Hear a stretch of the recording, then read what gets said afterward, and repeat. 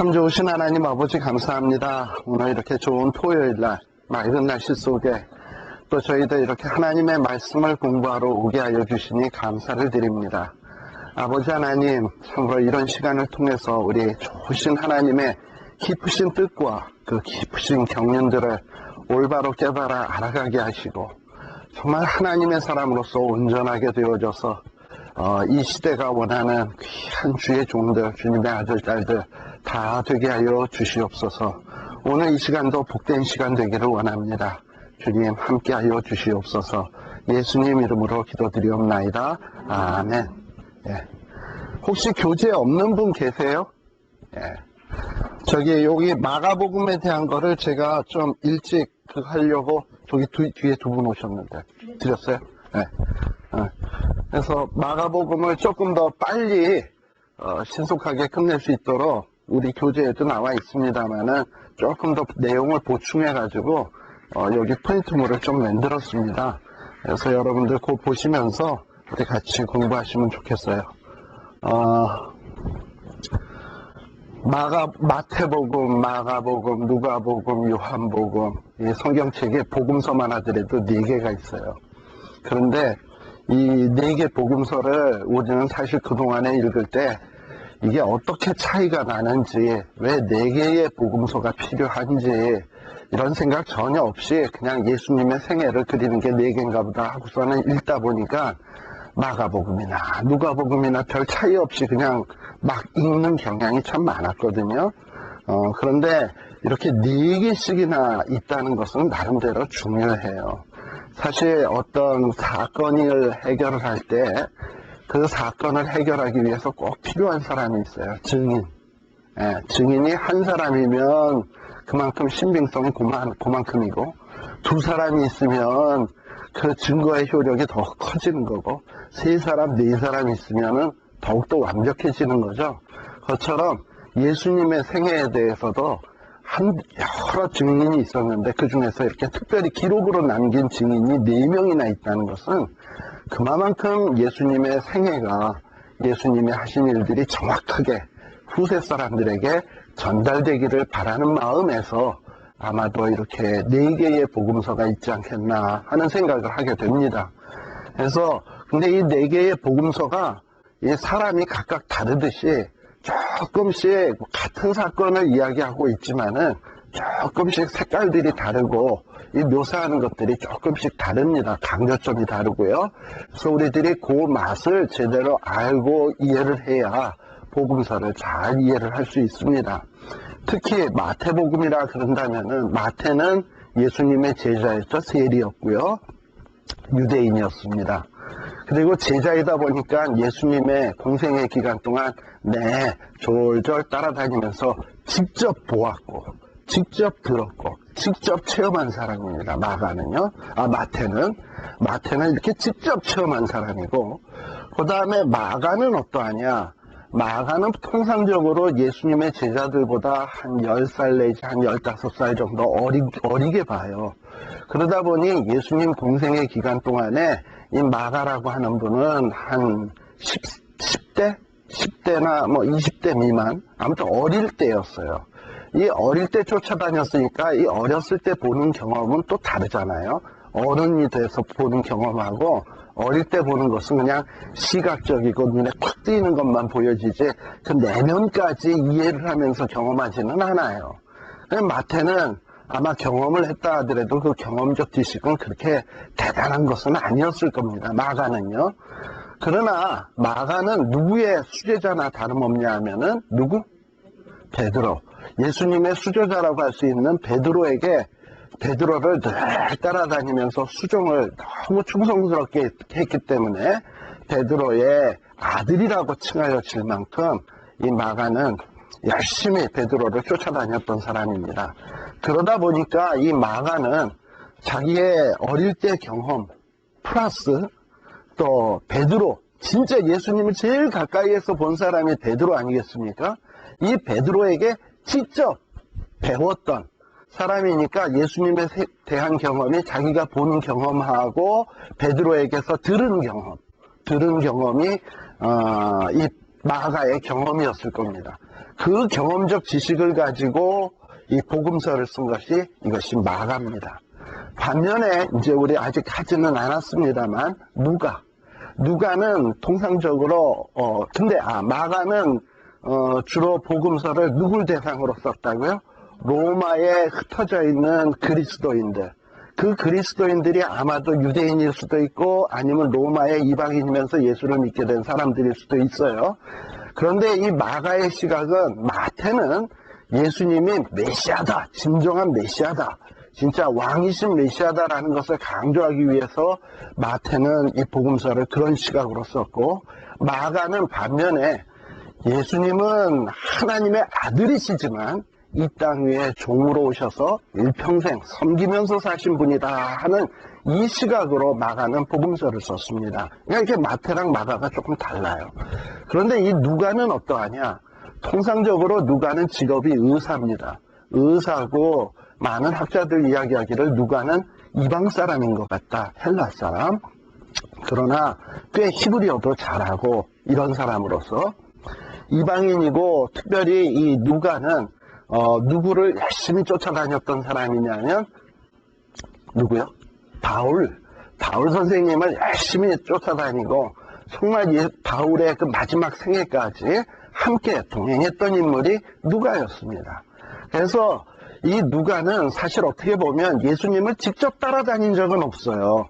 직접 따라다닌 적은 없고 직접 경험한 것은 없지만, 그러나 여러분들은 누가복음 1장 1절에서부터 3절까지 보게 되면 누가는 의사니까 참 공부를 많이 한 사람이거든요. 공부를 많이 한 사람이다 보니까 누가복음 1장 1절에서부터 3절에 보면 이전에 예수님의 생애에 대해서 쓴 많은 글들이 있고 또 많이 이렇게 소문으로 들려지는 말들이 있는데, 자기는 그것을 그냥 근원부터 낱낱이 다 살펴봤다. 그러니까 예수님에 대한 기록을 샅샅이 다 찾아보고 읽어보고 연구한 사람이에요. 그런데다가 연구한 데다가 신학자 중에서 사도 바울만큼 훌륭한 신학자 있겠습니까? 예, 이 바울이야말로 대단한 신학자인데 그 신학자를 쫓아다니면서 배우고 익혔던 그런 것이 종합이 되어가지고 예수님에 대해서 알게 된 사람이에요. 그러니까 자기의 연구한 것과 유명한 신학자 사도 바울 밑에서 배운 것을 밑바탕으로 해서 예수님의 일생에 대해서 기록한 사람이 누가입니다. 그리고 이제 마지막으로 또 요한이다 한다면은, 요한은 어떤 사람이냐? 예수님의 제자 아니겠습니까? 예수님의 제자이다 보니까는 아마도 예수님을 열심히 따라다닌 사람이겠죠? 예수님을 열심히 따라다녔고 예수님에 대해서 경험했고 했는데, 마태도 역시 예수님의 제자지만 어떻게 보면 요한은 마태보다도 어찌 보면 예수님이 더 사랑한 특별한 제자 중에 한 사람이에요. 여러분들 예수님이 특별히 사랑한 제자 세 사람 있는 거 아시죠? 누구죠? 베드로와 요한과 야고보. 그 중에 한 명이 바로 이 요한인 거예요. 베드로의 영향으로 마가복음이 쓰여졌다면 이 요한은 정말 예수님을 쫓아다니면서 자기가 경험한 것을 중심으로 해서 쭉 썼습니다. 그런데 이 요한복음 같은 경우에는 조금 다른 것이, 예수님의 생애에 있어서 마태나 마가나 누가가 그리지 않은, 다른 사람들이 세밀하게 묘사하지 않은 부분까지도 이 요한은 기록하고 있어요. 그래가지고 이 요한복음 안에는 많은 부분이 사복음서, 특별히 앞에 세 복음서에 없는 내용들이 참 많습니다. 그러다 보니까 공관복음 하면은 마태, 마가, 누가는 공관 같은 요것을 같이 본 거니까 내용들이 같아요, 거의. 그래서 공관복음이라 그러는데, 그 공관복음에 요한복음은 빠져 있어요. 왜냐? 요한복음은 다른 세제자가 안 본 것들을 많이 기록하고 있거든요. 그러다 보니까 요한복음은 복음서이긴 하지만 공관복음에는 포함이 되지 않는다. 제가 아무튼 지금 여러 가지 이 사복음서에 대해서 말씀드렸지만, 이렇게 예수님의 생애에 대해서 네 복음서가 있는데, 이렇게 네 복음서가 이 예수님을 본 각도와 본 내용과 강조점이 조금씩 다 다릅니다. 근데 이렇게 다르게 한 이유는 뭐냐? 여러분들 아시다시피 무슨 건물을 지을 때는 조감도, 뭐라 그러니까 청사진, 이 설계도 청사진이라는 거 하잖아요. 그래서 이렇게 집이 있으면, 이렇게 집이 있다 그러면은 그걸 그릴 때 보면 위에서 본 그림, 옆에서 본 그림, 앞에서 본 그림, 그래서 도면이 몇 장 있잖아. 정면도, 측면도, 뭐 평면도, 단면도 이러듯이. 왜냐하면 한쪽에서만 보면 완벽하게 집을 만들어낼 수가 없어. 다양한 각도에서 본 걸로 종합을 해야 완벽하게 만들어낼 수 있듯이 예수님의 생애에 대해서도 증인 한 사람의 얘기만 가지고서는 예수님의 생애의 진정한 의미와 참뜻을 올바로 그려내기가 쉽지 않아요. 그러다 보니까 우리 하나님께서는 예수님에 대해서 설명을 하기 위해서 이렇게 4명의 기록자를 동원을 해서 예수님을 왕이시다, 메시아시다 라는 측면에서 본 복음서, 또 예수님이 하나님의 아들이시지만 그러나 또 섬기로우신 종이시다 라는 그 각도에서 또 그려주시고, 또 누가복음인 경우에는 우리 이제 좀 더 하겠습니다만, 누가복음인 경우에는 하나님의 아들이시지만 이 땅 위에 인간의 몸을 입고 오신 인간이신 예수님이시다 라는 데 또 초점을 강조를 많이 두고 있고요. 요한인 경우에는 또 요한은 예수님은 하나님이시다, 하나님과 동등하신 분이다, 이런 측면에서 예수님의 보는 그 강조점들이 다 다릅니다. 그래서 그거를 우리가 잘 적절하게 머릿속에 종합을 해서 집어넣을 때 우리가 예수님에 대해서 올바른 지식을 소유할 수 있게 되는 겁니다. 그래서 우리 지난 시간에 우리 마가복음에 대한 서론을 좀 하다가 그치었는데요. 아마 여러분도 오늘 나눠드린 그 마가복음 프린트물을 한번 이렇게 보세요. 그냥 눈으로 한번 복습삼아 쓱 짚고 넘어갑니다. 1페이지라고 되어 있는 거. 오늘 나눠드린 그 프린트에 1페이지. 그래서 우리가 성경을 읽을 땐 언제 어디서 누가 왜 썼나 하는 것을 아는 것이 참 중요한데, 누가 썼습니까? 마가복음은 베드로의 믿음의 아들 마가가 기록했고요. 기록한 장소는 아마도 로마에서 기록하지 않았을까. 특별히 이 로마에서 기록했을 때 제일 먼저 이 마가복음을 받아 읽어본 독자, 제가 표현하기로는 보통 1차 독자라고 얘기하죠. 첫 번째로 읽어본 독자들은 누군가 이 로마에 있는 이방인들이거나 로마에 있는 그리스도인들을 위해서 기록을 했습니다. 그러면 그 때는 언제냐? 보통 기록 시기는 아마도 베드로 그리고 사도 바울이 순교하고 난 다음, 베드로는 특별히 십자가에 거꾸로 못 박혀 죽었다 그랬죠. 사도 바울은 감옥에서 갇혀 있다가 쓸쓸하게 이 교수형에 처해져서 죽었던 사람입니다. 그렇게 죽고 난 다음에 이 마가가 편을 들어서 기록을 하게 된 거예요. 그럼 왜 하필 이런 때에 그 마가가 복음서를 썼을까? 많은 사람들이 당시에 기독교의 지도자였던 베드로나 바울과 같은 사람이 죽었다는 것은 큰 충격이었습니다. 야, 이 지도자가 이렇게 죽다니 우리는 어찌하란 말이냐. 이게 큰 숙제거리였어요. 아니, 예수님은 하나님이시라는데 어떻게 예수님도 죽고 또 그 제자였던 베드로도 죽고 바울도 죽고 도대체 우리는 목자 없는 양같이 우리는 어찌 살란 말인가. 그리고 우리가 하나님을 믿고 하나님의 아들을 믿는데 왜 우리는 박해를 받아야 하는 것인가? 하나님이 살아계신다면 우리를 박해하는 자들을 싹 쓸어 혼내버리시지 왜 우리가 박해를 당해야 하는가 하는 것이 이 1차 독자들의 이 마음속에 있는 간절한 숙제거리였어요. 근데 그러던 상황에 마가가 아니다, 예수님도 이 땅 위에 오신 것은 종으로 오셨다. 그래서 예수님의 길이 편치 않았다. 박해받아야 됐고 고난받아야 됐고 마침내는 죽기까지, 십자가에 죽기까지 복종하셔야 됐다. 그래야지만 하나님이 죽기까지 낮아졌을 때 지극히 높여서 만왕의 왕 되시게 하는 것이기 때문에 이 고난과 박해를 예수님은 전혀 두려워하지 않았다. 따라서 너희들도 지금은 고난당할지 모르지만, 어려움 당할지 모르지만 정말 예수님이 가신 길처럼 섬김에도 고난받는 길, 박해받는 길을 가다 보면 어느 때가 되면 너희들을 지극히 높여서서 예수님과 함께 왕노릇하는 사람으로 만드실 것이다 라는 이런 내용을 쓰기 위해서 예수님의 생애를 섬기는 종의 이야기로서 쓰게 된 것이 마가복음이다 라고 이야기를 했어요. 그러다 보니 예수님이 섬기는 종으로서의 이 기록을 했기 때문에 예수님의 일평생의 삶에 대해서는 마가는 별로 관심이 없어. 예수님이 얼마나 정말 섬기는 종으로서 사셨나 여기에다 관심을 두다 보니까요, 예수님이 태어날 때 기록, 어린 시절의 기록, 이런 기록에 대해서 별로 마가는 쓰지 않고 있습니다. 그래서 마가복음 1장에 여러분들 기록을 딱 보시게 되면 말이죠, 예수님의 복음의 시작이다 딱 시작하면서 그 다음에 막바로 나오는 얘기가 세례 요한 얘기 나오고, 그 다음에 예수님의 공생의 30세 막바로 시작하는 이야기로 나와요. 전혀 마가복음에는 탄생에 대한 기록도 없고, 그리고 어린 시절, 예수님의 어린 시절에 대한 얘기도 전혀 없어요. 왜냐? 예수님이 어린 시절 탄생했을 때는 종으로 사신 게 없잖아. 그렇잖아요? 예. 그러니까 마가는 거기에는 관심이 없는 거예요. 물론 예수님이 어린 시절 힘들게 사셨어요. 가난하게 나사렛이라고 하는 동네에서.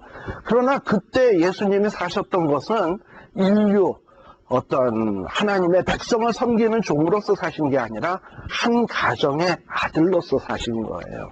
아마도 많은 학자들 이야기하기를 예수님의 아버지 누구죠?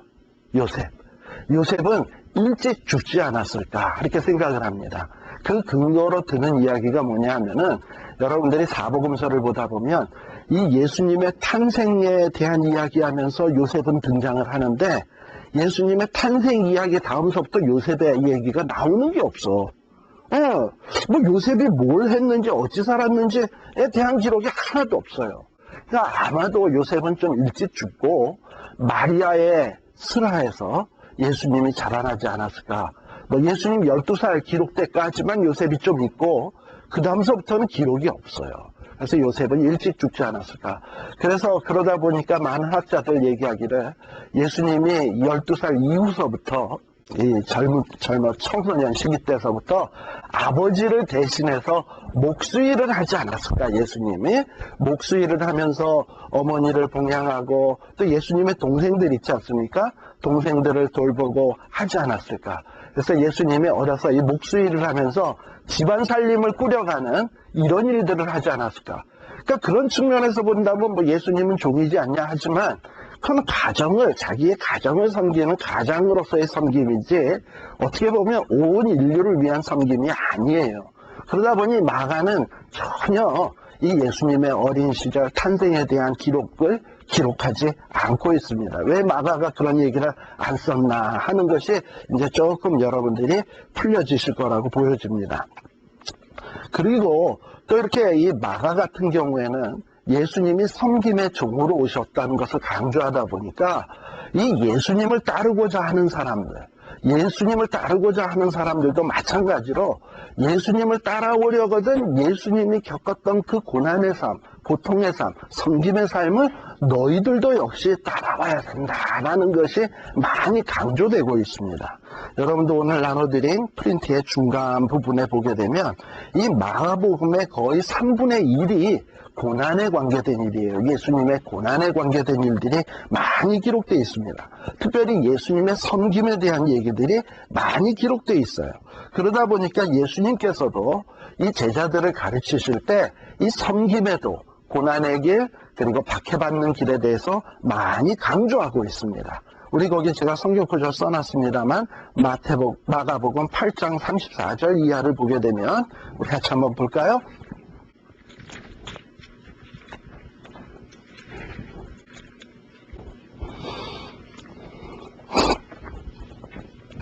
마가복음 8장 34절 다 같이 우리 한번 마가복음 8장 34절 읽어봅시다. 시작.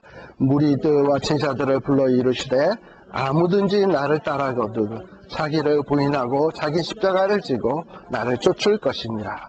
누구든지 제 목숨을 구원코자 하면 잃을 것이요 누구든지 나와 복음을 위하여 제 목숨을 잃으면 구원하리라.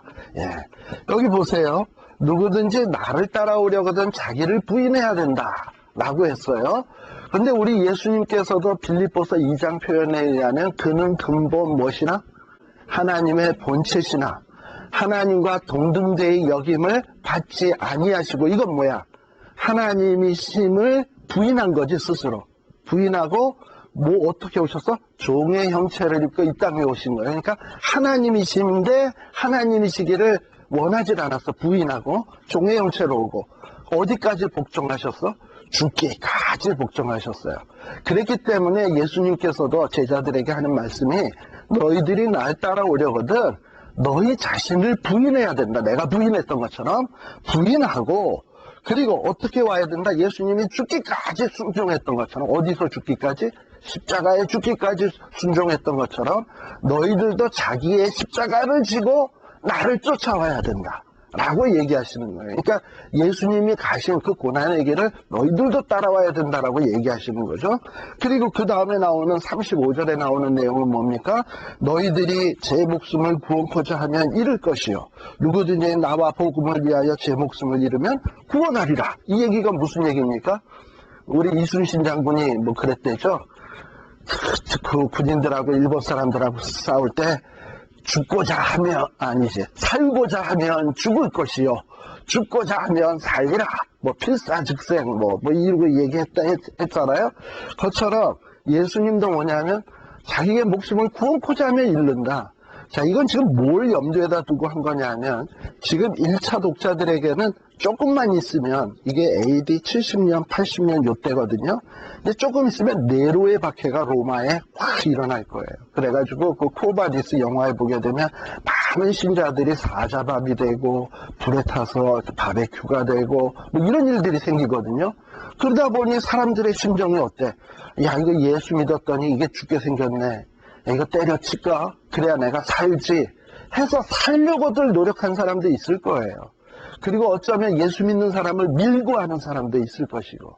근데 그런 걸 염두에다 두고 얘기한 거예요. 너희들이 만일에 박해가 눈앞에 있다고 해서 살려고 하면 죽을 것이고, 그러나 예수를 위해서 목숨을 잃고자 하면 살리라 라고 말씀하신 거예요.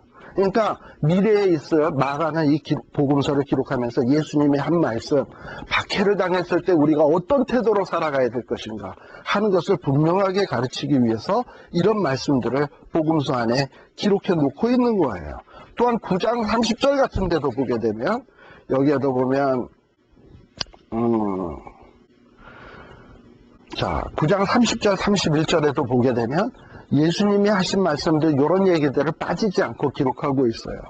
그곳을 떠나 갈릴리 가운데로 지날새 예수께서 아무에게도 알리고자 아니하시니 이는 제자들에게 가르치시며, 또 뭐라고요? 인자가 사람들의 섬기어 죽임을 당하고 죽은 지 3일 만에 살아나니라 라는 이런 말씀들을 툭툭 던지셨어요. 이게 뭐냐면 예수님이 가시는 길은 뭐라? 사람들에게 넘기어 죽임당하러 가는 길이다 라는 것을 이야기하시는 거예요. 그러니 너희들도 날 따라오려면 이런 길을 가야 된다 라는 것이 강조되고 있는 것이 이 마가복음입니다. 자, 그쯤 얘기하고요. 자, 그러면 이 마가복음은 거기 1페이지 중간에 보면 그 특징이 예수님이 종임을 강조한다 그랬습니다. 그리고 예수님이 종이시다 보니까는, 종으로 오셨기 때문에 예수님이 사실 많은 기적을 행하셨어요. 기적을 행하셨지만은 예수님은 때로는 이 기적을 행한 것을 사람들에게 알리지 말라. 너 나가서 소문내지 말라. 라고 막 이렇게 당부하는 모습들이 이 마가복음에 많이 나타나고 있습니다. 왜 그랬을까요, 도대체? 왜 예수님이 기적을 행하셨으면 많은 사람들에게 그냥 전화 걸어서 알리고 그냥 동네방네 소문내고 다니면서 좀 알리게 할 것이지, 왜 그것을 거부했을까? 예수님이 오신 가장 중요한 목적은, 이 땅 위에 오셔서 마가복음에서 강조하는 가장 중요한 목적은, 예수님은 종으로 와서 결국은 죽는 거예요. 왜 죽어? 왜 죽어야 돼? 종으로서 대속의 죽음을 죽어야 돼. 대신 우리 모든 사람의 죄의 짐을 짓고 종으로